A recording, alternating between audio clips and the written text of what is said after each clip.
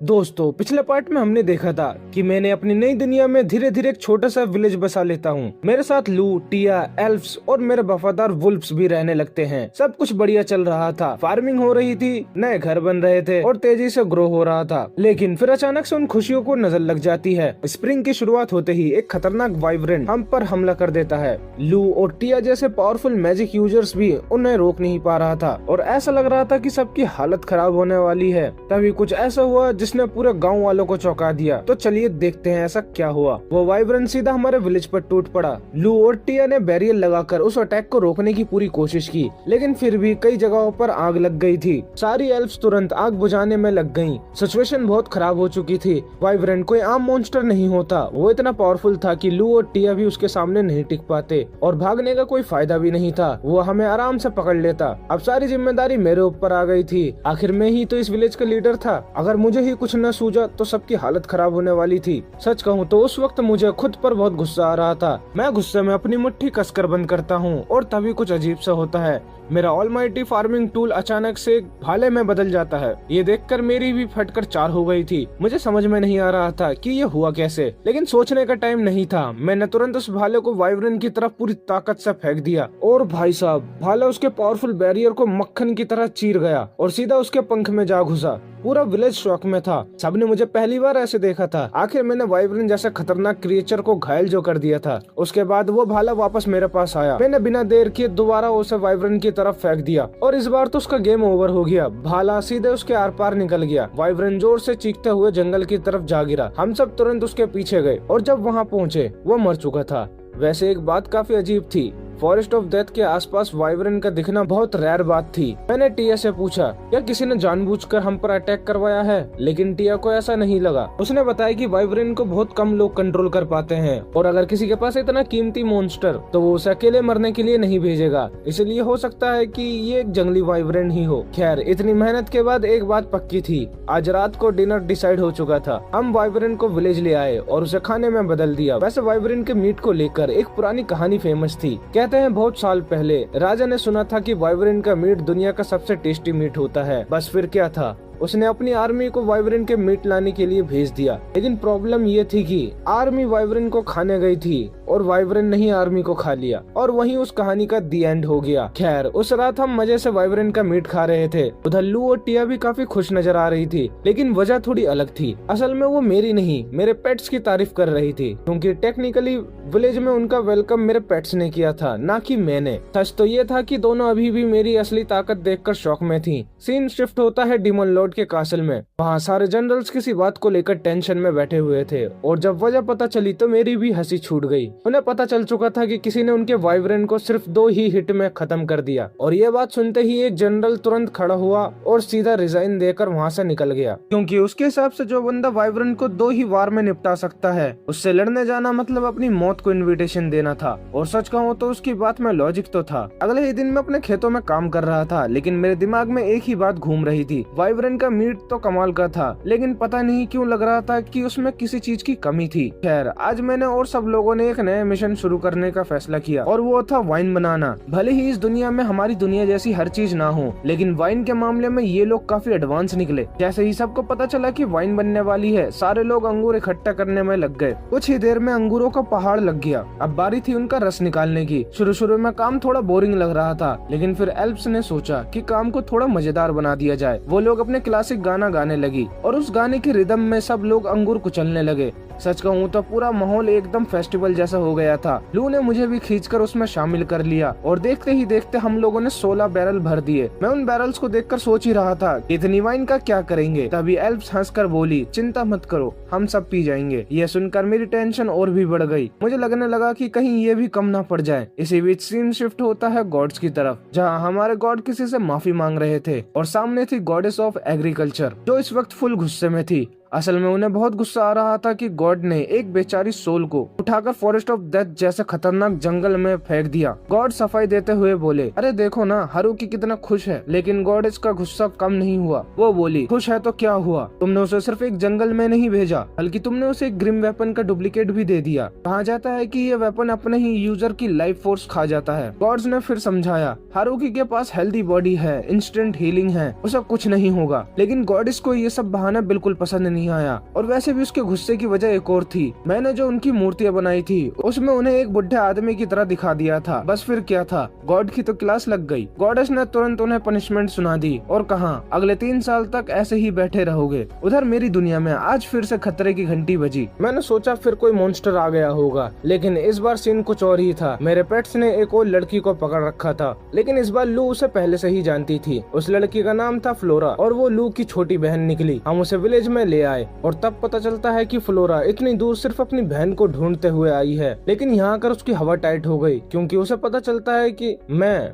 उसकी बहन का हस्बैंड हूँ। वो बार बार मुझे और लू को देख रही थी जैसे उसका दिमाग हैंग हो गया हो। तभी कुरो उसे एक अजीब सी और थोड़ी डरावनी नजर से देखता है। वो तुरंत बोली, मुझे कोई प्रॉब्लम नहीं है, मेरी बहन जो चाहे वो करे। लू ने फिर फ्लोरा को मेरी अचीवमेंट गिनवाना शुरू कर दिया, कैसे मैंने इस विलेज को बसाया, कैसे मैं इन वुल्फ्स का मास्टर हूँ और कैसे मैंने फॉरेस्ट ऑफ डेथ में सर्वाइव किया। और तब जाके मुझे एक और शौक लगा। मुझे पता चला कि कुरो और उसकी फैमिली असल में आम वुल्फ्स नहीं है, ये लोग इन्फर्नो वुल्फ्स हैं, यानी दुनिया के सबसे खतरनाक मॉन्स्टर में से एक। और सबसे फनी बात ये थी कि मैं इतने टाइम से इनके साथ रह रहा था और मुझे आज तक पता ही नहीं था। खैर उस बात को छोड़ते हैं। खैर फ्लोरा हमारे विलेज में मेहमान बनकर आई थी और मैंने उसके लिए काफी सारे टेस्टी डिश बनाए हैं और उन सब में से उसे सिर्फ एक चीज जो सबसे ज्यादा पसंद आई वो था टोफू। यहाँ के लोगों ने पहली बार टोफू का नाम सुना था। मैंने फ्लोरा को बताया कि मैं मीसो और सोया सॉस भी बनाना चाहता हूँ, लेकिन उसके लिए फर्मेंटेड सोयाबीन्स की जरूरत पड़ेगी। बिल्कुल लू की तरह फ्लोरा भी मेरी बात ध्यान से नोटिस कर रही थी और लिख रही थी जैसे कोई स्टूडेंट क्लास में नोट्स बना रहा हो। अगले ही दिन फ्लोरा वापस सिटी की तरफ निकल गई। जाते जाते वो बोली, मैं फर्मेंटेड सोयाबीन्स के बारे में पता करूंगी। और फिर 1 महीने के बाद फ्लोरा दोबारा लौट आई, लेकिन इस बार वो अकेली नहीं थी। वो अपने साथ कई सारे मेड्स लेकर आई थी।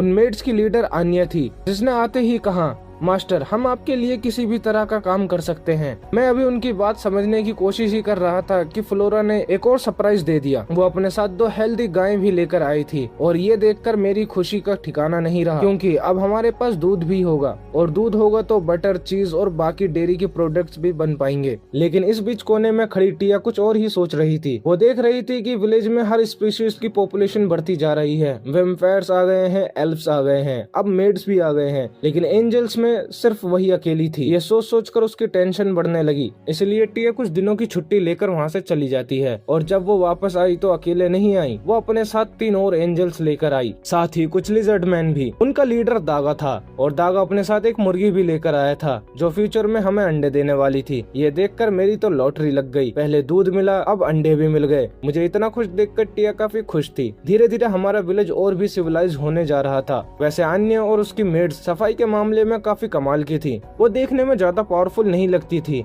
लेकिन असली में उनकी स्ट्रेंथ भी काफी जबरदस्त थी। बस एक छोटी सी प्रॉब्लम थी, उन्हें कुकिंग नहीं आती थी। तो मैंने उन सबको कुकिंग सिखानी शुरू कर दी और हैरानी वाली बात ये थी कि इन्होंने पहली बार में ही काफी टेस्टी खाना बना दिया था।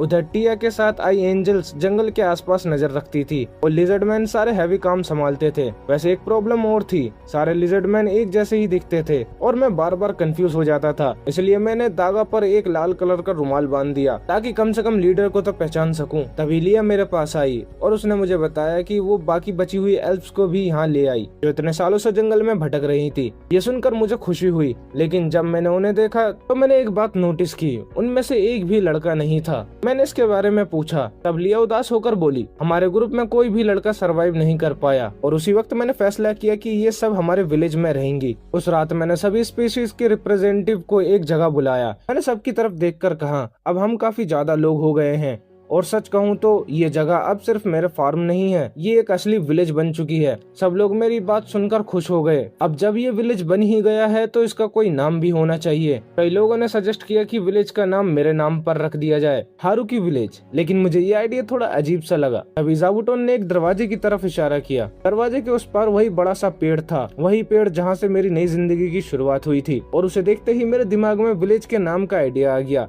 काफी सोच विचार के बाद मैंने हमारे विलेज का नाम रखा द ग्रेट ट्री विलेज। जब मैंने सबको यह नाम बताया तो सबको काफी पसंद आया और फिर इस खास दिन को यादगार बनाने के लिए एक जबरदस्त सेलिब्रेशन रखा गया। लेकिन सेलिब्रेशन की शुरुआत होते ही एक नई प्रॉब्लम आ गई। पता नहीं किसने शुरू किया, लेकिन सब लोग अचानक से मुझे मेयर मेयर कहकर बुलाने लगे। मैंने तुरंत बोला, अरे रुक जाओ, पहले डिसाइड कर लो। लेकिन लू ने बिना टाइम वेस्ट किए जवाब दिया, तुम ही इस काम के लिए बने हो। मैंने आसपास देखा, सब लोग खुश थे, किसी को भी इस फैसले से प्रॉब्लम नहीं थी। इस तरह मैं officially the great tree village का पहला मेयर बन गया। वाइन तो ऐसे उड़ रही थी जैसे कल हुई ही ना, लेकिन इतने भीड़ और शोर शराबे के बीच मैं अकेला बैठा हुआ था। तभी टिया मुझे बुलाती है। उसने पूछा, हारुकी क्या हुआ, कहाँ खो गए? मैं हल्का सा मुस्कुराते हुए बोला, सच कहूँ तो मुझे लग रहा था कि जैसे मैं कोई सपना देख रहा हूँ। कुछ साल पहले मैं बिल्कुल अकेला था और आज देखो इतने सारे लोग मेरे साथ हैं। टिया मुस्कुरा कर बोली, ये कोई सपना नहीं है, ये सब सच है और अब हम सब साथ मिलकर अपनी जिंदगी जिएंगे। ये सुनकर मुझे भी अच्छा लगा। हम दोनों ने अपने गिलास उठाए और चीयर किया। लेकिन तभी नशे में धुत लू बीच में आ टपकी और जोर से बोली, मुझे भी चीयर्स करना है। और उसकी बात सुनकर हम सब हंस पड़े। खैर, अगली सुबह एक नई दिन की शुरुआत हुई। अब मैं ऑफिशियली विलेज का मेयर था, लेकिन मेरी डेली लाइफ में ज्यादा कुछ बदला नहीं था। मैं आज भी वही काम कर रहा था जो हमेशा से करता था। लेकिन तभी अचानक ज़ाबुटोन ने खतरे की घंटी बजा दी। एक एंजल भागते हुए मेरे पास आई। वो घबरा कर बोली, हारुकी-सामा, डीमन किंगडम से कोई मैसेंजर आया है। ये सुनते ही मेरा दिमाग घूम गया। जब हम बाहर पहुंचे तो सामने एक आदमी खड़ा था। उसका नाम बेजेल था और वो सीधा विलेज के लीडर से मिलना चाहता था, यानी मुझसे। बेजेल ने पहले मुझे एक काफी महंगा गिफ्ट दिया और फिर बोला कि वो डीमन लॉर्ड की तरफ से एक मैसेज लेकर आया है। ये सुनते ही मुझे लू की वो बात याद आ गई कि फॉरेस्ट ऑफ डेथ में ये पूरा एरिया टेक्निकली डीमन लॉर्ड के टेरिटरी में आता है। या तो ये लोग सालों का टैक्स लेने आए हैं या फिर हमें यहाँ से निकालने आए हैं। जो भी हो, मुझे बहुत संभाल कर बात करनी थी। मैंने एक नजर लू और टिया की तरफ देखा और दोनों मुझे पूरे भरोसे के साथ देख रही थी, जैसे कह रही हूँ, जा भाई तू संभाल लेगा। उनका कॉन्फिडेंस देखकर मुझे भी थोड़ी हिम्मत मिली। मैंने बात शुरू करी और बोला, हम लोग यहाँ रहना चाहते हैं और इसके बदले हम डीमन लॉर्ड को 10% टैक्स देंगे। और यहाँ टैक्स का मतलब फसल का हिस्सा था। मेरी बात सुनते ही बेजल एकदम शॉक हो गया। मैंने सोचा कहीं मैंने बहुत कम ऑफर तो नहीं कर दिया,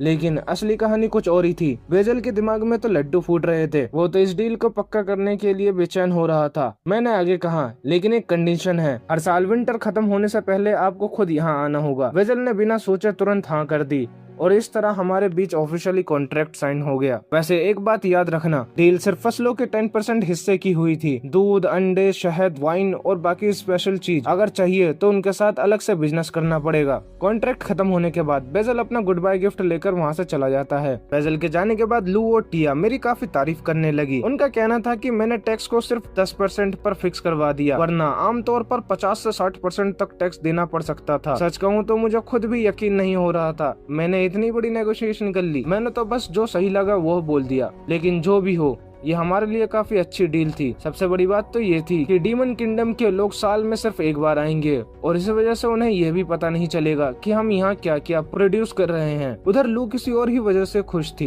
बेजल जाते जाते हमें एक बहुत ही कीमती गिफ्ट देकर गया था, एक ऐसा पोशन जो लगभग किसी भी चोट को ठीक कर सकता था। अब सीन शिफ्ट होता है डीमन लॉर्ड के कासल में, जहाँ सारे जनरल्स अभी भी मेरी और विलेज की बात कर रहे थे। सब लोग हैरान थे कि मैंने उनके साथ एग्रीमेंट कर लिया। एक जनरल बोला, मुझे लगता है कि वो लोग कोई बड़ी साजिश कर रहे हैं। बेजल को भी कुछ हद तक ऐसा ही लगा था, लेकिन उसके पास डील मानने के अलावा कोई और ऑप्शन नहीं था। आखिर उसने अपनी आंखों से देखा था कि मेरे विलेज में कौन कौन रहता है। Vampire princess, powerful elves, inferno wolves की पूरी फैमिली और एंजल्स, वो भी आम एंजल्स नहीं। टिया के साथ जो 3 एंजल्स आई थी वो किलर एंजल के नाम से फेमस थी। बेजल को डर लग रहा था अगर उसने मेरा ऑफर ठुकरा दिया तो दोनों तरफ की दोस्ती शुरू होने से पहले ही दुश्मनी शुरू हो जाती। लेकिन असली धमाका तो अभी बाकी था। बेजल को अचानक से मेरे दिए हुए गिफ्ट याद आए जो कपड़े में लपेटा हुआ था और फिर उसे समझ आया कि वो कपड़ा किसने बनाया था। वो ग्रेट स्पाइडर ज़ाबुटोन के धागे से बना हुआ था जिसने पिछले डीमन लॉर्ड को टक्कर दे दी थी। ये बात सुनते ही एक और जनरल की हवा टाइट हो गई और उसने भी रिजाइन कर दिया। खैर, कुछ समय बाद एक और मेहमान हमारे विलेज आया और इस बार मेहमान कोई आम इंसान नहीं था। वो था ड्रैगन्स का रूलर जो डीमन लॉर्ड के कासल का गार्डियन भी था। वो अपने सर्वेंट के साथ हमारे विलेज आया था और साथ में एक काफी कीमती गिफ्ट भी लेकर आया था। उस गिफ्ट के अंदर एक बहुत ही शानदार तलवार थी। मैं हैरान होकर पूछता हूँ,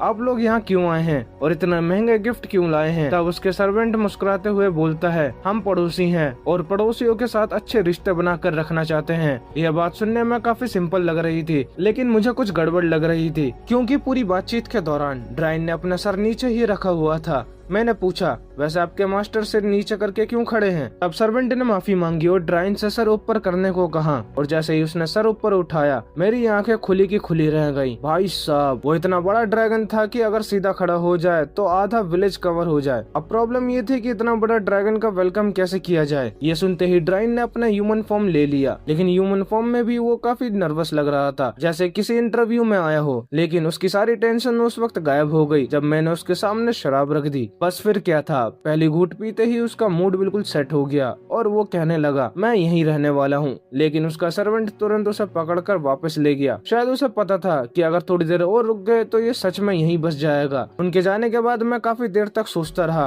अब हमारे विलेज में बाहर से लोग आने लगे हैं और उनका वेलकम एंट्रेंस पर खड़े होकर करना ठीक नहीं लगता, लेकिन मैं उन्हें सीधा अपने घर पर भी नहीं बुलाना चाहता। इसलिए मैंने एक नया आइडिया दिया, हम एक गेस्ट हाउस बनाएंगे, और कोई छोटा मोटा नहीं, ऐसा गेस्ट हाउस जहाँ साथ में लगभग 30 लोग रह सके। और फिर तुरंत ही कंस्ट्रक्शन का काम शुरू हो गया। अब गेस्ट हाउस तो बन जाएगा। अब सवाल था कि हमारे गेस्ट हाउस पर आने वाले मेहमानों का स्वागत कैसे किया जाए। मैंने क्लेयर एंजल को समझाया कि जब भी कोई गेस्ट आए तो सिर्फ उन्हें रास्ता बताने की जगह उन्हें सेफली विलेज के अंदर तक लेकर आए, और फिर मैं, लू और टिया मिलकर उनका वेलकम करेंगे। मुझे ये प्लान काफी अच्छा लग रहा था, लेकिन तभी दागा ने एक ऐसी बात कही जिसने सबको सोचने पर मजबूर कर दिया। वो बोला, लेकिन क्या हो अगर कोई दुश्मन गेस्ट बनकर आ जाए। ये सुनते ही मुझे भी लगा कि बात में दम तो है, और सिक्योरिटी को और भी स्ट्रॉन्ग बनाने का फैसला हुआ। अब वेलकम टीम में और भी लोग ऐड किए गए ताकि मेहमानों का स्वागत भी हो जाए और उन पर नजर भी रखी जा सके। फ्लोरा को भी एक इम्पोर्टेंट ड्यूटी दी गई। मैंने उसे गेस्ट पर नजर रखने का काम दिया। अगले दिन हमें अपने नए सिस्टम को टेस्ट करने का मौका मिल गया। कुछ बीस्ट मैन हमारे विलेज में गेस्ट बनकर आए। वो लोग हाउलिंग विलेज से आए थे और हमारे साथ रिलेशन बनाना चाहते थे। उनका लीडर गुल्फ था। लू ने उनका स्वागत किया और उन्हें गेस्ट हाउस ले जाने लगी, लेकिन उससे पहले एक सवाल पूछ लिया, बस इतने ही लोग हो? गुल्फ ने जवाब दिया, हाँ हम सिर्फ इतने ही हैं। लेकिन अगले ही पल सीन उल्टा पड़ गया। इन्फर्नो वुल्फ्स ने 2 और लोगों की स्मेल पकड़ ली जो आसपास छिपे हुए थे, क्योंकि गुल्फ ने अभी अभी कहा कि वो लोग सिर्फ इतने ही हैं। लू ने तो सीधा कह दिया, अगर झूठ बोला है तो इन्हें मार देते हैं। ये सुनकर गुल्फ की हवा टाइट हो गई। वो तुरंत माफी मांगते हुए बोलता है, नहीं नहीं, शायद वो लोग मेरे पीछे रह गए थे। खैर, किसी तरह से बात संभल गई और उन्हें गेस्ट हाउस में ले जाया गया। वैसे गेस्ट हाउस देखते ही उनकी आंखें खुली की खुली रह गई। ऐसी बिल्डिंग और ऐसी फैसिलिटी उन्हें शायद ही पहले कभी देखी हो, लेकिन हमने भी उन पर पूरा भरोसा नहीं किया। टिया को उन पर अब भी शक था, इसलिए जैसे ही वो अंदर गए उसने बाहर से दरवाजा लॉक कर दिया। सबसे पहली बात, ये लोग गिफ्ट लेकर नहीं आए थे। दूसरी बात, इनके 2 लोग छिपे हुए थे। और तीसरी बात, फॉरेस्ट ऑफ डेथ में किसी पर भी इतनी जल्दी भरोसा नहीं किया जा सकता। इस वजह से उन्हें कोई स्पेशल ट्रीटमेंट नहीं दिया गया। खाने में उन्हें सिर्फ कच्ची सब्जियां दी गई। मुझे उनकी हालत देखकर थोड़ा सा बुरा लग रहा था, इसलिए मैंने मेड से कहा, कम से कम उन्हें थोड़ी सी वाइन तो दे दो। लेकिन मेड सीधा मुझ पर ही भड़क गई। वो बोली, ये लोग खाली हाथ आए हैं और आप इन्हें वाइन पिलाना चाहते हो। फिर भी मैंने जिद की और आखिरकार उन्हें वाइन मिल गई, लेकिन सिर्फ 2 गिलास। उससे ज्यादा देने से मेड ने साफ मना कर दिया। अब जब माहौल थोड़ा नॉर्मल हुआ तो मैंने गोल्फ से उनके विलेज के बारे में पूछा। गोल्फ ने बताया कि उनका विलेज लगभग 500 साल पुराना है और वहाँ कुल मिलाकर करीब 100 लोग रहते हैं। सर्वाइव करने के लिए वो लोग हंटिंग और माइनिंग करते हैं और माउंटेन्स के पास रहने वाले ह्यूमंस के साथ ट्रेड करके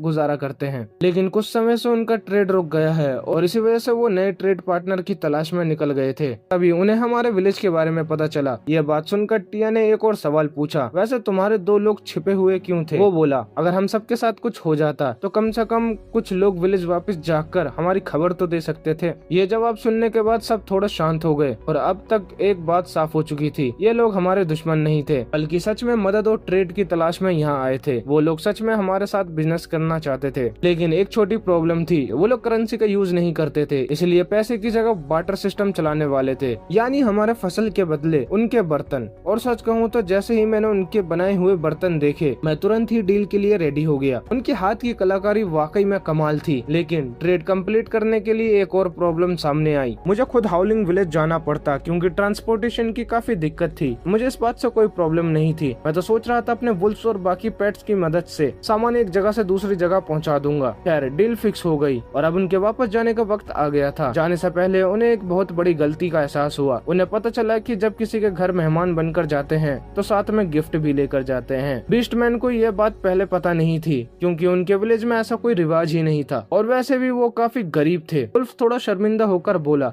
अगली बार जब हम आएंगे तो जरूर गिफ्ट लेकर आएंगे, भले ही कोई महंगा गिफ्ट ना हो। मैं मुस्कुराकर बोला, गिफ्ट की कीमत नहीं, उसके पीछे की नियत और वैल्यू मायने रखती है। कुछ ही समय बाद ट्रेड के लिए सारा सामान तैयार हो गया, लेकिन जैसे ही मैंने कहा कि मैं खुद हाउलिंग विलेज जाऊंगा, लू और लिया ने तुरंत मना कर दिया, बिल्कुल सीधा मना कर दिया। उनका कहना था कि विलेज का मेयर डिलीवरी बॉय बनकर नहीं घूम सकता, इसलिए आखिरकार फैसला हुआ कि मेरी जगह टिया ट्रेड मिशन पर जाएगी। वैसे नॉर्मल कंडीशन में हाउलिंग विलेज पहुंचने में लगभग 10 दिन लगते, लेकिन फिर एंट्री हुई हमारे ड्रैगन दोस्त ड्राइन की। ड्राइन ने ट्रांसपोर्टेशन में मदद करने के लिए हाँ कर दी, लेकिन उसकी एक कंडीशन थी, उसे बहुत सारी वाइन चाहिए थी। वैसे भी उसने पहले ही डिसाइड कर लिया था कि वो बार बार हमारे विलेज आता रहेगा और हर बार कोई न कोई महंगा गिफ्ट लेकर आता था। उधर हाउलिंग विलेज में कुछ लोग हमारी राह देख रहे थे। उन्हें लग रहा था कि शायद मैं खुद ट्रेड के लिए आऊंगा, लेकिन काफी दिन बीत गए और उन्होंने उम्मीद छोड़ ही दी थी। उन्हें लगने लगा कि ग्रेट ट्री विलेज से शायद कोई नहीं आने वाला। तभी अचानक आसमान में एक बहुत ही बड़ा ड्रैगन दिखाई देता है और उस ड्रैगन को देखते ही उनकी हवा टाइट हो जाती है। उन्हें लगा कि शायद कोई मुसीबत आ रही है, लेकिन टिया ने पूरी सिचुएशन को संभाल लिया था। रेड सक्सेसफुल रहा और कुछ दिन बाद सब लोग सेफली विलेज में वापस आ गए। लेकिन वापस आते वक्त सबसे दुखी इंसान ड्राइन था, क्योंकि हाउलिंग विलेज के लोग काफी सारी वाइन खत्म कर चुके थे। मैंने उसे तसल्ली देते हुए कहा, चिंता मत करो, तुम्हें और भी बहुत सारी वाइन मिलेगी। बस इतना सुनते ही उसका मूड फिर से सेट हो गया। उसके बाद टिया ने मुझे एक और इंटरेस्टिंग बात बताई। हाउलिंग विलेज के मेयर की एक रिक्वेस्ट आई थी। वो लोग अपने विलेज से कुछ लोग हमारे यहाँ भेजना चाहते हैं। लगभग में 20 बीस्ट गर्ल हमारे विलेज ज्वाइन करना चाहती थी। वैसे भी मुझे बीस्ट गर्ल के आने से कोई प्रॉब्लम नहीं थी, लेकिन एक बात मुझे जरूर टेंशन दे रही थी। अगर हमारे विलेज में सिर्फ लड़कियां ही आती रहीं, तो फ्यूचर में इस विलेज का क्या होगा। इसलिए मैंने टिया से कहा, मुझे मंजूर है, लेकिन साथ में कम से कम 2 लड़के भी भेजना, और मेरी बात मान ली गई। कुछ दिनों बाद हाउलिंग विलेज से सारी बीस्ट गर्ल्स हमारे विलेज पहुँच गयी, लेकिन उनकी हालत देखकर लग रहा था जैसे किसी एग्जाम का रिजल्ट आने वाला हो।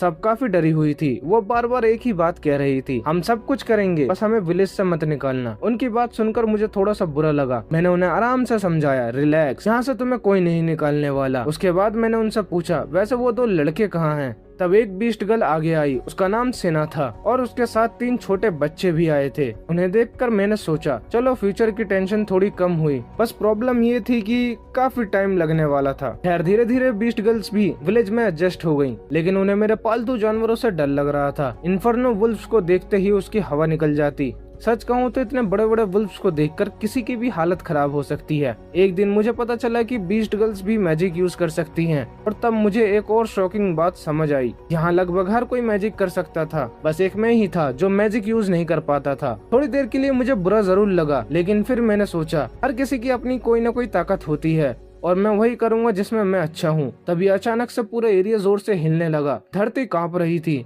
एक किलर एंजल भागते हुए मेरे पास आई और बोली, प्रॉब्लम हो गई है। एक बियर मॉन्स्टर और एक स्नेक मॉन्स्टर आपस में लड़ रहे हैं। उनकी लड़ाई इतनी खतरनाक थी कि पूरे जंगल पर असर पड़ रहा था, और अगर उन्हें नहीं रोका गया तो नुकसान हमारे विलेज तक पहुँच सकता है। मैंने पूछा, एक बात बताओ, क्या हम उन्हें खा सकते हैं? ये सुनते ही एंजल का सिस्टम हैंग हो गया। उसने शायद ऐसे जवाब की उम्मीद नहीं की थी। खैर वो मुझे उस जगह ले गई जहाँ दोनों मॉन्स्टर लड़ रहे थे। सीन देखकर लग रहा था कि जैसे 2 पहाड़ आपस में टकरा रहे हों। तभी दोनों मॉन्स्टर ने हमें देख लिया। एंजल बोली, हमें बैकअप लेकर आना चाहिए, लेकिन मैंने उसे नीचे ले जाने के लिए कहा, और अगले ही पल मैंने ऑलमाइटी टूल निकाला। एक बार, बस एक बार, और दोनों मॉन्स्टर सीधा खत्म। पूरा जंगल कुछ सेकंड के लिए शांत हो गया। बाकी लोगों ने जब सीन देखा तो उन्हें अपनी आंखों पर यकीन नहीं हुआ। उनका मेयर कितना ताकतवर है ये किसी ने नहीं सोचा था। खैर मॉन्स्टर मर चुका था। मैंने उन दोनों के मीट से 2 जबरदस्त डिश बनाई थी, और सच बताऊं तो अपने उंगलियां चाट चाट कर खाई, लेकिन मुझे अब भी अपने प्लेट में फिर भी किसी चीज की कमी महसूस हो रही थी। इसी वजह से मैं फ्लोरा की लेबोरेटरी में पहुंच गया। मुझे एक ऐसे इंग्रेडिएंट की जरूरत थी जो हार्मफुल बैक्टीरिया को खत्म कर सके। फ्लोरा ने बिना सवाल पूछे मुझे वो आइटम दे दिया। मेरी रेसिपी लगभग में कंप्लीट थी। लेकिन जाने से पहले मैंने एक सवाल पूछा, मीसो बनाने का प्रोजेक्ट कैसा चल रहा है? यह सुनते ही फ्लोरा का चेहरा लटक गया। वो उदास होकर बोली, मत पूछो, बहुत बुरा चल रहा है। लेकिन कुछ भी काम नहीं आया। उसके बाद उसने सोचा कि थोड़ा सा एक्सपेरिमेंट किया जाए, तो मैडम ने कुछ केमिकल मिला दिए और फिर सीधा छोटा सा ब्लास्ट हो गया। मैंने कहा ठीक है, मैं हेल्प कर दूंगा, लेकिन उससे पहले हम कुछ और बनाते हैं। आज मेरा मूड मेयोनीज बनाने का था। मैंने अंडे, नमक और विनेगर का यूज करके मेयोनीज बनाई। फ्लोरा को इतना पसंद आया कि वो सीधा स्पून से खाने लगी। मुझे उसे देखकर लग रहा था अगर मैं उससे बॉल नहीं छीनता तो ये पूरा मेयोनीज अकेले ही खत्म कर देती। अब बारी थी मीसो की। मैंने सोयाबीन्स को पानी में भिगोया। उसके बाद ऑलमाइटी टूल की मदद से काफी देर तक तैयारी की और जब सब कुछ रेडी हो गया तो मैंने उसे स्टोर करके रख दिया। फ्लोरा ने पूछा, बस इतना ही? मैंने कहा, जितना ज्यादा वक्त ये ऐसे रहेगा उतना ही टेस्टी बनेगा। तभी लू वहाँ आ जाती है और बताती है कि विलेज में कुछ गेस्ट आए हुए हैं। ये कुछ ड्रॉफ लोग हैं। वो ग्रेट ट्री विलेज के साथ बिजनेस करना चाहते थे। असल में उन्होंने हमारे हाई क्वालिटी अल्कोहल के बारे में सुना था और अब वो भी उसको टेस्ट करना चाहते थे। लेकिन प्रॉब्लम ये थी कि हमारे विलेज की लड़कियां अल्कोहल शेयर करने के मूड में नहीं थी। सीधा मना। डॉर्फ्स ने समझाया कि उनके पास ट्रेड करने के लिए कुछ खास सामान नहीं है, लेकिन उनके पास टेक्नोलॉजी है। ये बात सुनते ही सबका ध्यान उनकी तरफ चला गया। डॉर्फ्स ने हमारी फील्ड देखी और बताया कि तुम्हारे पास कई रेयर फसल हैं। साथ ही वो अपने टेक्नोलॉजी का इस्तेमाल करके अलग अलग तरह के अल्कोहल भी बना सकते हैं। जो लोग अल्कोहल शेयर नहीं करना चाहती थी वो भी सबसे ज्यादा एक्साइटेड हो गई। उन्हें नया नया फ्लेवर चखना था। तुरंत अपना काम शुरू कर दिया और थोड़ी ही देर में उन्होंने विस्की बना दी। मैंने टेस्ट किया। पहले ही सिप में मैं समझ गया कि ये चीज काफी डेंजरस है। इतना स्ट्रॉन्ग है कि अगर कोई नया बंदा पी ले तो सीधा हवा में ही उड़ने लगेगा। उस दिन के बाद से डॉर्फ्स भी हमारे विलेज में ही रहने लगे और उनके वेलकम के लिए एक बड़ी सी पार्टी रखी गई। सच कहूँ तो मैं भी काफी खुश था। आखिर इतने दिनों के बाद कोई मिला है जो मेरे जैसा आदमी था। पार्टी के दौरान मैंने डॉर्फ्स के लीडर डोनोवन से पूछा, यहाँ कोई लड़की पसंद आई? डोनोवन ने जवाब दिया, यहाँ की सारी लड़कियाँ खूबसूरत हैं। मैं बोला, तो फिर प्रॉब्लम क्या है? वो बोला, प्रॉब्लम ये है कि ये सब मुझसे छोटी हैं। और फिर उसने जो बोला मेरा दिमाग खराब हो गया। डोनोवन बोला, मुझे दाढ़ी और मूछों वाली औरतें पसंद हैं। ये सुनते ही मैंने सोचा, भाई साहब का टेस्ट तो नेक्स्ट लेवल निकला। खैर, अगले दिन मैं हमेशा की तरह खेतों की तरफ जा रहा था। तभी अचानक ड्रैगन बेल बज उठी। मैंने आसमान की तरफ देखा और वहाँ एक ड्रैगन हमारे विलेज की तरफ आ रहा था। मैंने बिना टाइम वेस्ट किए अपना वेपन उसकी तरफ तान दिया, लेकिन तभी मैंने देखा कि ड्रैगन पहले से ही उन ड्रैगन के साथ लड़ रहा था और उसी वक्त एक व्हाइट ड्रैगन भी हमारी तरफ आने लगा। मैंने तुरंत अटैक कर दिया, लेकिन इस बार सामने वाला कोई आम क्रिएचर नहीं था। व्हाइट ड्रैगन ने मेरे अटैक को आराम से डॉज कर दिया, लेकिन दूसरे अटैक करने ही वाला था कि तभी ड्रैगन का असिस्टेंट बीच में आ जाता है और जोर से चिल्लाया, रुको, ये हमारे दुश्मन नहीं है। मैं भी थोड़ा कंफ्यूज हो गया और तब जाकर पूरा मामला समझ में आया। ये ड्रैगन कोई और नहीं बल्कि ड्रैगन की फैमिली थी। व्हाइट ड्रैगन का नाम लास्टी मून था और उसकी वाइफ का नाम था लूने। असल में जब भी ड्रैगन हमारे विलेज आता था वो चुपचाप और छुपकर आता था। ड्रैगन की वाइफ और बेटी को पहले से ही उस पर शक था। उन्हें लग रहा था कि ड्रैगन उनसे कुछ न कुछ जरूर छुपा रहा है। इस सच का पता लगाने के लिए दोनों यहाँ तक चली आई थी। तभी हमें पता चलता है कि ड्रैगन अब तक जो भी हमारे लिए गिफ्ट लाता था वो असल में अपने खजाने से चुरा कर लाता था। इधर मैंने तो ड्रैगन के लिए एक अलग से पर्सनल घर भी बना दिया था, लेकिन अब मुझे लग रहा था कि शायद ये आइडिया मेरी सबसे बड़ी गलती थी। ड्रैगन अपनी बेटी और वाइफ को समझाने लगता है कि वो यहाँ कोई गलत काम करने नहीं आता, वो तो बस इस विलेज के साथ अपना रिश्ता बनाने की कोशिश कर रहा था। लेकिन उसकी बात सुनकर लून का पारा और भी चढ़ जाता है। जब मुझे पूरी सच्चाई पता चलती है तो मैंने तुरंत दोनों से माफी मांगी, लेकिन ड्रैगन रोक देता है। वो कहता है कि इसमें तुम्हारी कोई गलती नहीं है। मेरे चाहते ही ड्रैगन अपनी वाइफ से कहता है, अब तो तुम्हें समझ आ गया होगा कि मैं यहाँ बार बार क्यों आता हूँ। अब तक लून को भी एहसास हो चुका था कि मैं कोई मामूली इंसान नहीं हूँ। तभी मून अपनी माँ से कहती है, अगर मैंने उस अटैक को डॉच नहीं किया होता तो आज बड़ी दिक्कत हो जाती। लेकिन लून उसकी बात काटते हुए कहती है, तुमने अटैक डॉच नहीं किया था, वो हमला इतना तेज था कि कोई भी उसे डॉच नहीं कर सकता था। तुम्हारी जान तो मेरी पुरानी दोस्त ज़ाबुटोन ने बचाई थी, उसने आखिरी वक्त पर तुम्हें पीछे खींच लिया था। इसके बाद लून मून को यहीं रुकने का आदेश देती है।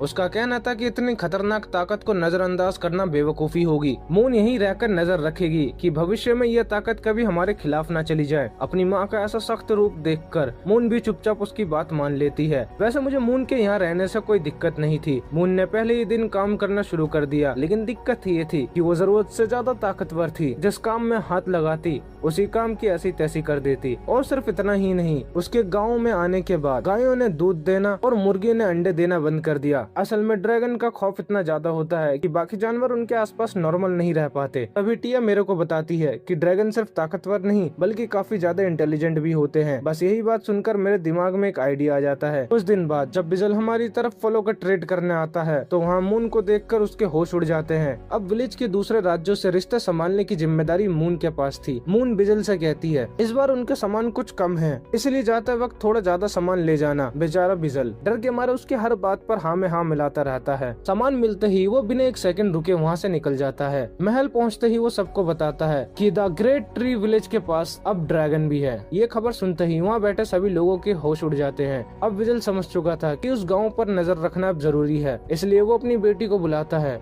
उसे द ग्रेट ट्री विलेज पर नजर रखने का काम सौंपता है। हालांकि उसे अपनी बेटी की थोड़ी चिंता भी थी, लेकिन वो अपने पिता का भरोसा टूटने नहीं देना चाहती थी और फिर उसने अपने मैजिक का इस्तेमाल करके चुपचाप ग्रेट ट्री विलेज पर नजर रखना शुरू कर दिया। लेकिन जो उसने देखा उसे देखकर वो पूरी तरह से हैरान रह गई। इतने खतरनाक जंगल के बीच में किसी ने इतना खूबसूरत सा गाँव कैसे बसा लिया। कुछ देर बाद वो हमारे गाँव के अंदर आ गई, जहाँ सबसे पहले उसका स्वागत मून ने किया। बेचारी फ्लोरन को ये तक यकीन नहीं हो रहा था कि इतनी खतरनाक ड्रैगन मेरे गाँव में इतने आराम से कैसे रह रही है। मून उसे मेरे खेत दिखाने लगी, लेकिन फ्लोरन के दिमाग में एक सवाल चल रहा था, आखिर एक लेजेंडरी ड्रैगन उसे फूल पत्तियां दिखाने में इतना इंटरेस्ट क्यों ले रही है। अभी एक एंजल आकर मून को बताती है कि हाउलिंग विलेज से कुछ मैसेंजर आए हैं। फ्लोरन को लगा था कि यही सही मौका है, अब वो हमारी पूरी मिलिट्री स्ट्रक्चर को ध्यान से देख लेगी। उसने बीस्ट गर्ल्स को देखा, फिर लिजर्ड मैन और उसके बाद ऑगर मेड्स को भी। उन्हें देखकर उसने अंदाजा लगाया कि अगर उनकी पूरी ताकत भी लग जाए तो शायद जीत हमारी हो सकती है। लेकिन तभी उसकी नजर लू पर पड़ती है। फिर उसने टिया को देखा और उसके बाद इन्फर्नो वुल्फ्स और स्पाइडर मॉन्स्टर को देखा। देखते ही उसका बचा कुछ कॉन्फिडेंस भी टूट गया। अब उसे समझ में आ चुका था कि हमारे खिलाफ जीतना नामुमकिन है। फिर वो सोचने लगी अगर इस गांव की सेना इतनी ताकतवर है तो इसका लीडर कितना ताकतवर होगा। उसी समय में आराम से चलते हुए उससे टकरा गया। मैंने मुस्कुराकर पूछा क्या तुम यहाँ रास्ता भूल गई हो, लेकिन वो तुरंत चिढ़ गई। उसने गुस्से में कहा मैं इतनी भी कमजोर नहीं हूँ कि एक आम इंसान मेरी चिंता करे। इतना बोलकर वो मुझे डांटते हुए वहाँ से चली गई। लेकिन थोड़ी देर बाद उसे पता चलता है जिसे उसने अभी अभी डांटा था वही इस गांव का मेयर है और फिर किसी ने उसे मेरी पावर लेवल के बारे में भी बता दिया।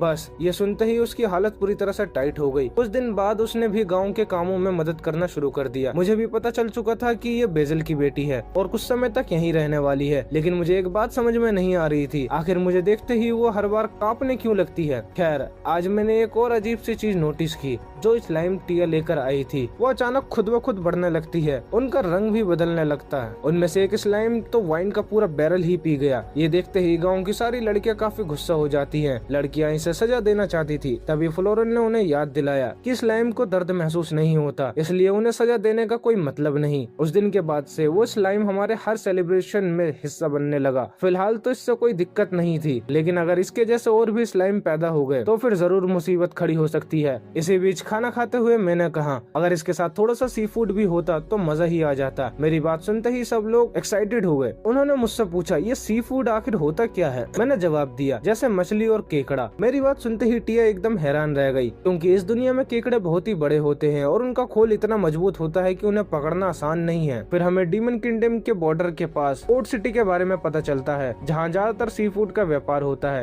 ये सुनते ही मून और फ्लोरन तुरंत पोर्ट सिटी के लिए निकल पड़े। कुछ दिन बाद दोनों वापस लौटी और इस बार उसके साथ एक व्यापारी भी था। उसका नाम माइकल था। वो गोरन कंपनी का प्रेसिडेंट था। आते ही उसने हमें अपने प्रोडक्ट दिखाए। फिर उसने कहा मैं यहाँ सिर्फ सामान बेचने नहीं आया हूँ, मेरे आने के 3 और वजह भी हैं। पहली, मैं हारुकी से मिलना चाहता था। दूसरी, भविष्य में आपके गांव के साथ और भी व्यापार करना चाहता हूं। और तीसरी, मैं इस गांव का ऑफिशियल ट्रेडर बनना चाहता हूं, यानी मेरी तरफ से बाकी लोगों के साथ वही व्यापार संभालेगा। माइकल एक बहुत ही होशियार व्यापारी था और उसे अच्छी तरह से पता था कि हमारी फसलों की सही कीमत कैसे दिलाई जाए। जाने से पहले उसने कहा अगली बार मैं यहाँ की शराब का व्यापार भी करना चाहूंगा। उसकी ये बात सुनते ही मून भड़क गई। उसने साफ मना कर दिया कि गाँव की शराब किसी को नहीं दी जाएगी। मून को गुस्से में देखकर माइकल की हालत खराब हो गई और वो तुरंत वहाँ से निकल गया। लेकिन बाद में पता चलता है कि वो तो पहले से ही डरा हुआ था। असल में 3 दिन पहले जब उसे पता चलता है कि कुछ लोग व्यापार के लिए आए हैं तो उसने पहले मना करने का ही सोचा था, लेकिन तभी उसे कुछ अजीब सा एहसास होता है। जब उसकी मुलाकात मून और फ्लोरन से हुई तो उसे देखते ही दंग रह गया। एक तरफ क्राउन फैमिली की बेटी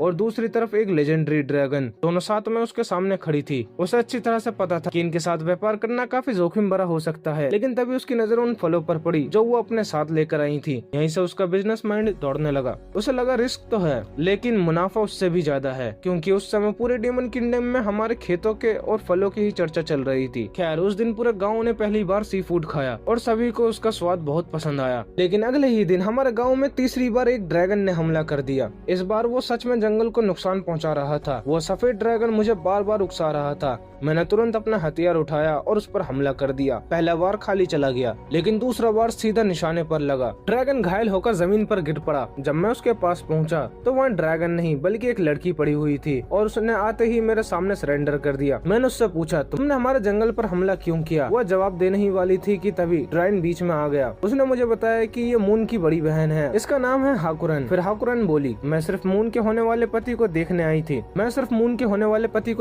थी। आखिर वो कितना काबिल है। यह सुनकर मैं हैरान होकर ड्रैगन की तरफ देखने लगा। तब ड्रैगन शर्माता हुआ बोला शायद मैंने नशे में कुछ ज्यादा ही बोल दिया था। वैसे हाकुरन यहाँ तुम्हें परखने नहीं आई, उसे तो बस मून से जलन हो रही है। यह सुनते ही हाकुरन गुस्से में बोली हाँ मुझे जलन हो रही है। मून मुझसे छोटी है लेकिन उसकी शादी पहले कैसे हो सकती है और ये बात मुझे बिल्कुल भी पसंद नहीं है। उसकी बात सुनते ही मैं थोड़ा गुस्सा हो गया। मैंने उससे कहा अगर तुम यहाँ सिर्फ मौज मस्ती करने आई हो तो फिर पहले अपने किए की भरपाई करो। इसके बाद मैंने उससे उसी जंगल की सफाई करवाई जिसका नुकसान उसने किया था। हालांकि काम खत्म होने के बाद सब कुछ पहले जैसा हो गया था। हाकुरन ने हमारे साथ बैठकर खाना खाया और फिर मेरे बनाए हुए गेम्स खेले। लेकिन इस बार खेल में थोड़ा ट्विस्ट था। हम महाजंग खेलने वाले थे और इस बार जीत और हार के साथ दाव भी लगा था। मेरे पास दाव लगाने के लिए कुछ खास नहीं था, इसलिए मैंने मजाक में कह दिया अगर मैं हार गया तो मैं अपने कपड़े उतार दूंगा। लेकिन कुछ देर बाद मेरी हालत देखने लायक थी। मेरे सारे कपड़े उतर चुके थे, बस एक लंगोट ही बचा था। अब अपनी इज्जत बचाने के लिए मुझे किसी भी हाल में जीतना था। लेकिन आखिर में वो लंगोट भी चली गई। दूसरी तरफ बेजल डीमन लॉर्ड को खबर देता है कि हाकुरन भी अब हमारे गांव में रहने लगी है। ये सुनकर वहाँ मौजूद सभी जनरल घबरा गए। उन्हें लगा अब हमारा गांव इतना ताकतवर हो चुका है कि हम चाहे तो पूरी कंट्री पर कब्जा कर सकते हैं। लेकिन डीमन लॉर्ड किसी और वजह से परेशान थे। आज उनकी बेटी ने उन्हें सिर्फ एक ही बार गुड मॉर्निंग कहा था। वैसे एक और जनरल भी अपना पोस्ट छोड़ चुका था। इधर गाँव में हाकुरन ने कुछ समय के लिए यहीं रुकने का फैसला किया। वैसे तो वो कई कामों में बहुत माहिर थी, लेकिन काम करने के नाम पर हर बार शिकायत जरूर करती थी। उसे कोई भी काम करना पसंद नहीं था, फिर भी मैं उसे कोई न कोई काम देता ही रहता था। आखिरकार उसे बच्चों को पढ़ाने की जिम्मेदारी मिली और हैरानी की बात ये थी कि वो इस काम को काफी अच्छे से कर रही थी। अगले दिन हमारे गाँव में कुछ लामिया लड़की आई। उनके पास कई कीमती सामान थे। वो हमसे मदद मांगने आई थी। तो मुझे पता चला कि मेरे ही पालतू जानवरों ने उनके घर पर हमला कर दिया था। मुआवजे के तौर पर मैंने उनके कीमती जेम्स लेकर उन्हें फल, सब्जी और पहनने के लिए कुछ कपड़े दिए। इतना ही नहीं, मैंने उन्हें काम भी दे दिया।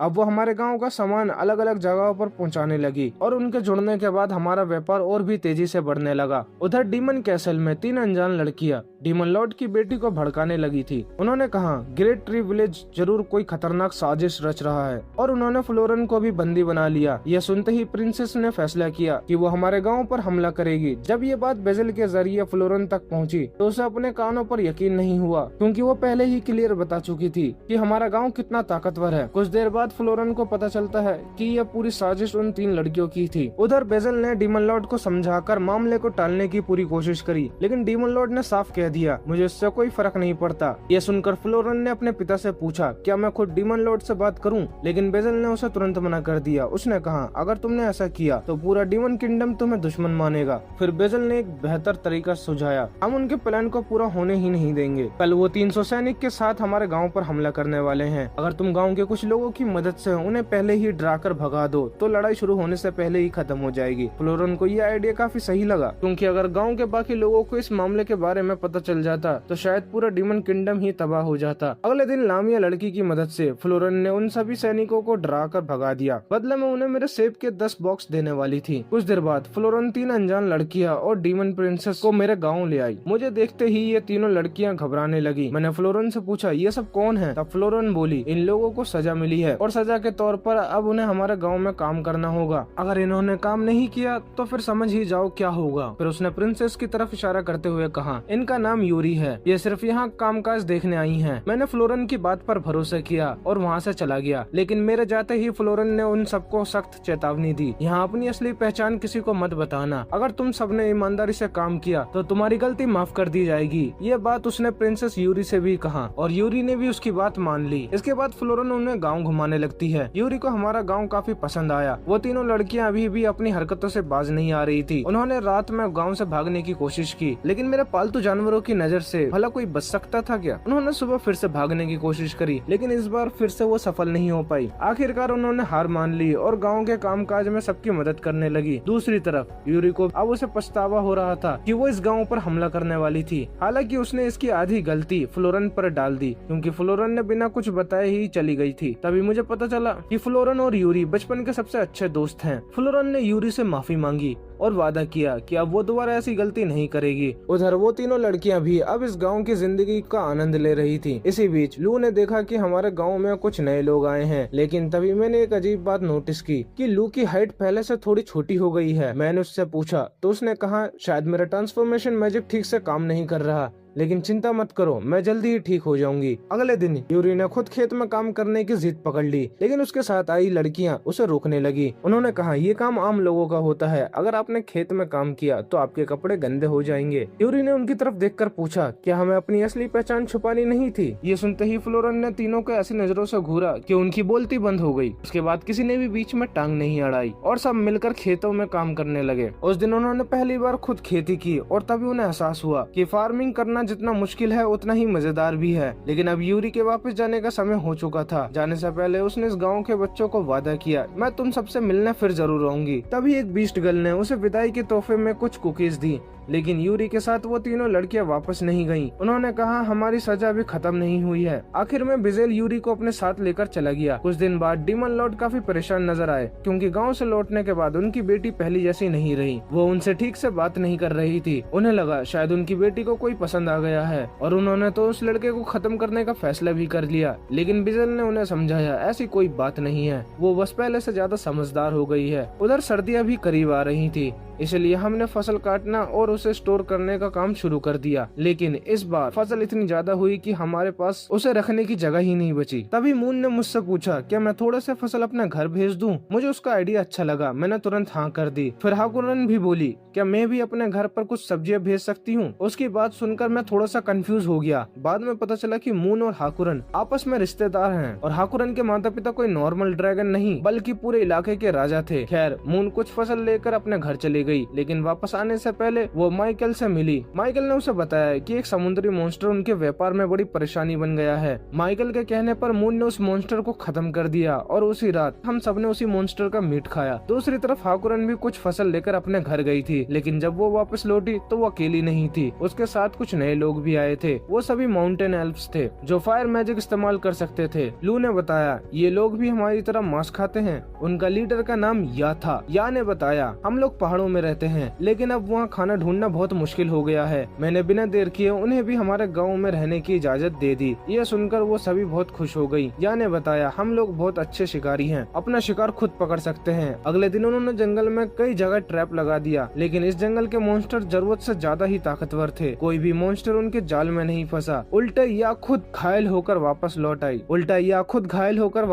आई। मैंने उससे कहा अगर शिकार नहीं मिल रहा तो कोई बात नहीं, लेकिन खुद को ऐसे चोट मत पहुँचाया करो। इसी बीच में मिट्टी के बर्तन बनाने की कोशिश कर रहा था, लेकिन हर बार मेरी कोशिश नाकाम साबित हो रही थी और एक नई परेशानी सामने आ गई थी। यहाँ की मिट्टी बर्तन बनाने के लिए बिल्कुल भी सही नहीं थी। अगर मुझे अच्छे पॉट्स बनाने थे तो मुझे किले की जरूरत थी। तभी या बोली ये काम मुझ पर छोड़ दीजिए, हम लोग पहाड़ों में रहते हैं, हमारे लिए किले ढूंढना कोई बड़ी बात नहीं है। कुछ देर बाद या मेरे लिए अच्छी क्वालिटी के किले लेकर आ गई और आखिरकार मैंने उससे अपने मिट्टी के बर्तन बना लिए। इस बीच लिया मेरे पास आई। उसने बताया जंगल में हमें एक डंजन मिला है। ये सुनते ही मैंने उसकी जांच के लिए एक टीम भेज दी। आखिरकार मैंने लड़कों के लिए भी एक अलग से बाथ हाउस बना दिया। अगले दिन सर्वे टीम वापस लौटी। उन्होंने बताया कि इस डंजन के अंदर एक स्नेक मॉन्स्टर रहता है। ये सुनते ही एल्फ्स उसे मारने के लिए जिद करने लगी। इस स्नेक मॉन्स्टर का मीट हमारे लिए बहुत जरूरी है। मैंने हैरान होकर पूछा आखिर क्यों? तब उन्होंने बताया उसका मीट कई तरह के पोषक तत्वों से भरपूर होता है। उसे खाने से पति पत्नी के रिश्ते बेहतर होते हैं और बच्चे होने की संभावना भी बढ़ जाती है। उसकी बात सुनकर मुझे समझ आ गया कि मैं बहुत बड़े खतरे में हूँ, इसलिए मैंने तुरंत बहाना दिया। मैंने कहा सर्दियाँ शुरू हो चुकी हैं, इस डंजन का काम हम विंटर खत्म होने के बाद ही कर सकते हैं। आखिरकार सर्दियाँ फिर से आ गयी, लेकिन इस दौरान मैंने देखा कि लू की तबीयत कुछ दिनों से ठीक नहीं चल रही थी। गाँव के सभी लोग उसकी चिंता कर रहे थे। हालांकि लू बार बार यही कह रही थी कि मैं कुछ दिनों में खुद ठीक हो जाऊंगी। तभी बीस्ट गर्ल सना ने उससे पूछा क्या तुम्हें खट्टा खाने का मन हो रहा रहा है? लू ने बताया, हाँ थोड़ा तो कर रहा है। ये सुनते ही सना मुस्कुरा दी। उसने कहा, ऐसा हमारे गाँव में एक लड़की के साथ हुआ था और कुछ महीनों बाद उसे एक बच्चा हुआ, यानी लू प्रेग्नेंट थी। लेकिन ये आखिरकार हुआ कब? जैसे ही सबको ये खबर मिली तो पूरे गाँव वाले खुशी के मारे झूम उठे। उस दिन के बाद मैं लू का पहले से भी ज्यादा ख्याल रखने लगा। हालांकि वो मुझे बार बार मना कर रही थी, कहाँ मानने वाला था। वैसे एक छोटी सी परेशानी और थी, मैं सुबह जल्दी उठ ही नहीं पाता था, क्योंकि अगर मैं उठ जाता तो मेरी सारी मेट्स भी उठ जाती और फिर उनकी नींद पूरी नहीं हो पाती। इसी वजह से मैं जानबूझकर थोड़ा सा देर से उठता था। खेतों का काम पहले से भी बेहतर चल रहा था। अन्य गुस्से में मेरे पास आई। उसने शिकायत की उस स्लाइम ने फिर से पूरा वाइन का बैरल पी लिया। इसी बात पर उसे गुस्सा आ रहा था। मैंने किसी तरह उसे शांत किया। तभी ब्रेकफास्ट का टाइम भी हो गया था, लेकिन अब गाँव में लोग इतने ज्यादा हो चुके थे कि सबका एक साथ बैठकर खाना मुमकिन नहीं था। इसलिए अब खाने के लिए 3 अलग ग्रुप बना दिए गए। पहले ग्रुप में गांव के मुख्य सदस्य खाना खाते थे,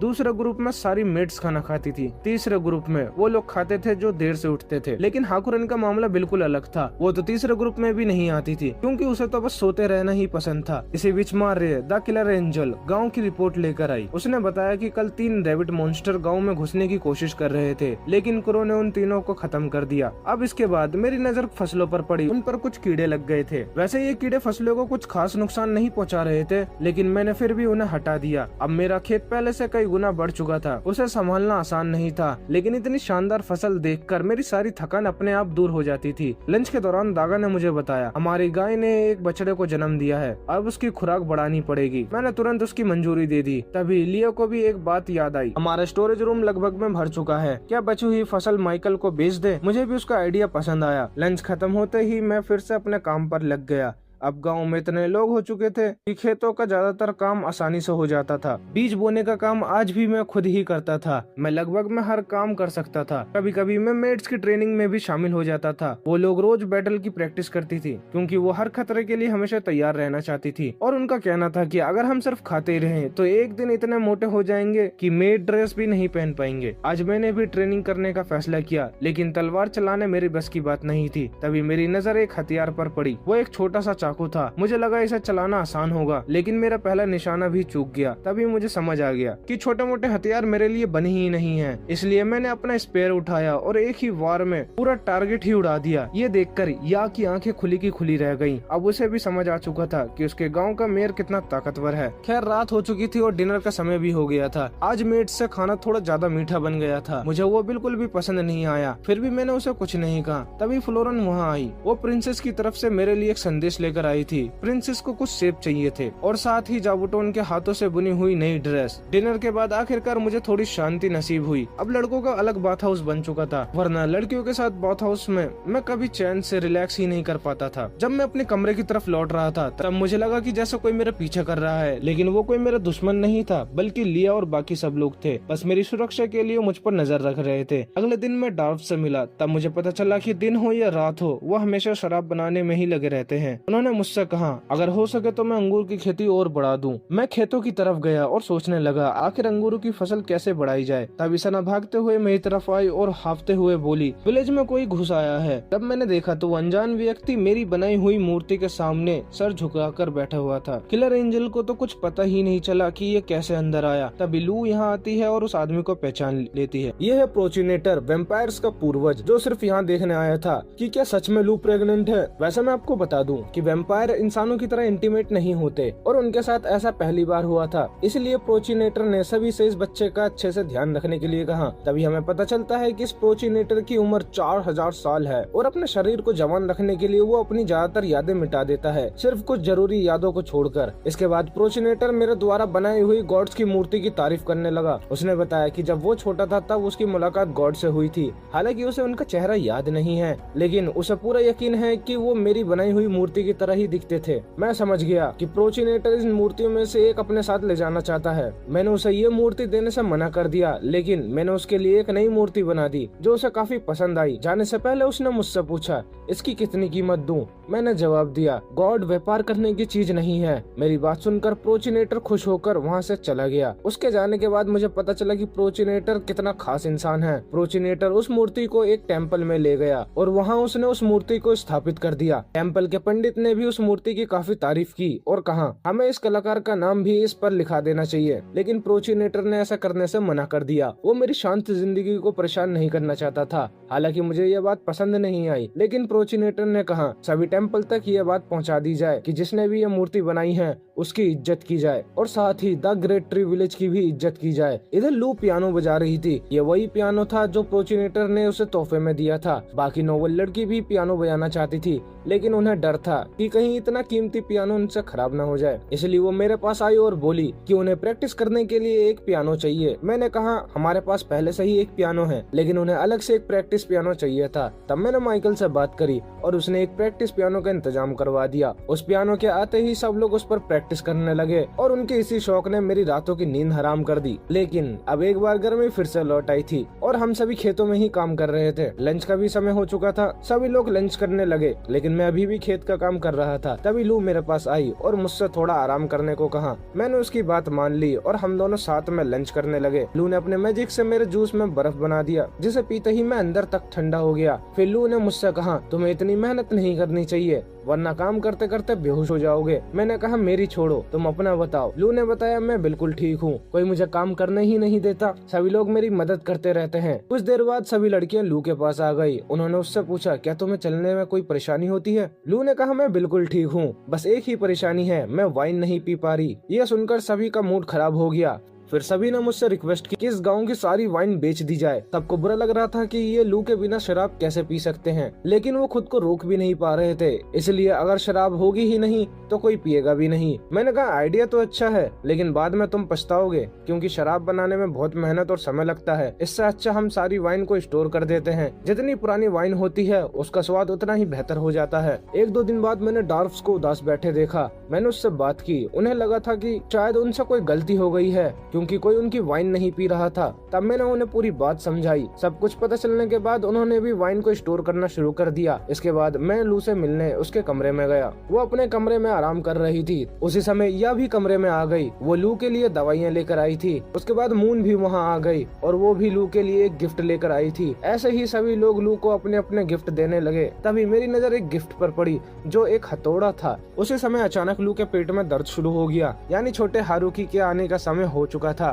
तुरंत सभी लोग डिलीवरी की तैयारी में लग गए। मैं कमरे से बाहर आ गया। मैं काफी टेंशन में था। फिर मैं उसी पेड़ के खाली हिस्से में चला गया जो कभी मेरा पहला घर हुआ करता था। कुछ देर बाद मुझे पता चला कि मुझे एक बेटा हुआ है। मेरा बेटा बिल्कुल हेल्दी था और बहुत ही प्यारा भी। लू ने कहा हम दोनों मिलकर इसे ताकतवर बनाएंगे। तभी अचानक छोटा हारुकी रोने लगा। मैंने उसे चुप कराने की बहुत कोशिश की, लेकिन वो चुप ही नहीं हुआ। फिर बाकी सभी लोगों ने मिलकर उसे चुप कराया। एक हफ्ते बाद, वैसे तो मेरा बेटा हाफ ह्यूमन और हाफ वेम्पायर है, लेकिन शक्ल से वो बिल्कुल इंसान ही लगता है। मैं सोच रहा था कि सभी ने मेरे लिए इतना कुछ किया है तो मुझे भी सबके लिए कुछ करना चाहिए। इसलिए गांव में मैंने सभी मुख्य लोगों को इकट्ठा किया और उन्हें गांव के एक नए सिस्टम के बारे में बताया। मैंने अपने हाथों से कुछ रिवॉर्ड मेडल बनाए थे जो अब हमारे गाँव की करेंसी बनने वाली थी। इन मेडल से गाँव में कोई भी चीज खरीदी जा सकती थी और ये मेडल मैं सिर्फ उन्हीं लोगों को देने वाला था जिन्होंने गाँव को बनाने में मदद की थी। फिर मैंने सभी गाँव वालों को 3-3 मेडल दे दिए। इन मेडल्स का सबसे पहला इस्तेमाल वाइन खरीदने में हुआ। किलर एंजल ने इन मेडल से डार्फ से हथियार खरीद लिए, जबकि कुछ लोगों ने इन्हें अपने कमरे पर सजाकर रख लिया। अब मेरा काम पहले से भी ज्यादा बढ़ गया। एक तरफ मुझे अपने हाथों से मेडल बनाना पड़ रहा था और कई लोग इन्हीं मेडल से मुझसे ही फर्नीचर बनवा रहे थे। कुछ देर बाद मैं लू और अपने बेटे के साथ बैठा हुआ था। तभी एक बच्चा मेरे पास ये मेडल लेकर आया और बोला मुझे इस कॉइन के बदले एक बेबी चाहिए। लिया ये सब देखकर सोचने लगी कि क्या ऐसा भी किया जा सकता है, लेकिन मैं उसकी ये इच्छा पूरी नहीं कर सकता था। यह सुनते ही वो बच्चा रोने लगा। आखिर में मुझे ही उसका बेबी बनना पड़ा। उस रात बहुत ही बड़ी पार्टी रखी गई छोटे हारुकी की जन्म की खुशी में। तभी डार्फ ने लू से वो हथौड़ा लाने को कहा। तब पता चला कि उन्होंने मेरे लिए और लू के लिए एक स्पेशल वाइन बनाई है। उस वाइन के बैरल को लू को उस हथौड़े से खोलना था। फिर मैं और लू मिलकर उस बैरल को खोलते हैं, जिसके बाद वो वाइन सभी लोगों में बांटी जाती है। इस नई वाइन ने पूरी पार्टी का माहौल बदल दिया था। आखिर में उस वाइन को स्टोर करके रख दिया गया ताकि जब मेरा बेटा बड़ा हो जाएगा तब वो भी उसे पी सके। दूसरी तरफ डीमन कैसल में एक जनरल ने डीमन लॉर्ड को मेरे बेटे के बारे में बताया। उसने कहा हमें ग्रेट ट्री विलेज के साथ अच्छे संबंध बनाकर रखने होंगे। पर उसने सुझाव दिया, अगर डिमोनिक किंगडम से किसी की शादी उस गाँव में हो जाए तो हमारे संबंध हमेशा अच्छे रहेंगे। ये सुनते ही डिमोन लॉर्ड गुस्सा हो गए और बोले, मैं अपनी बेटी की शादी किसी से भी नहीं करूंगा, चाहे कुछ भी हो जाए। वैसे गाँव में सब कुछ बहुत अच्छा चल रहा था, लेकिन कुछ समय बाद हमें खबर मिली कि लगभग 100 लोग हमारे गाँव में आकर रहना चाहते हैं। मेरे लिए फैसला लेना आसान नहीं था, क्योंकि 100 नए लोगों के लिए एक नया गाँव बसाना पड़ता। तब लू ने कहा, मैं नए गाँव बनाने के लिए तैयार हूँ। मैंने उसे समझाया, ये कोई आसान काम नहीं है, इसमें बहुत मेहनत और समय लगेगा। लेकिन सिर्फ लू ही नहीं, गाँव के सभी लोग भी यही चाहते थे कि हम एक और नया गाँव बनाएं। आखिरकार मैंने भी उनकी बात मान ली और इसी के साथ इस कहानी का ये सीजन यही खत्म होता है। मुझे बिल्कुल भी उम्मीद नहीं थी कि ये फार्मिंग लाइफ एनीमे इतना अच्छा भी हो सकता है। अगर आपको ये वीडियो पसंद आई तो कमेंट करके जरूर बताना कि इस सीरीज में आपकी नई वाइफू कौन है। और हाँ, चैनल को सब्सक्राइब भी कर देना और वीडियो को लाइक कर देना। मिलते हैं नेक्स्ट वीडियो में, तब तक के लिए बाय बाय।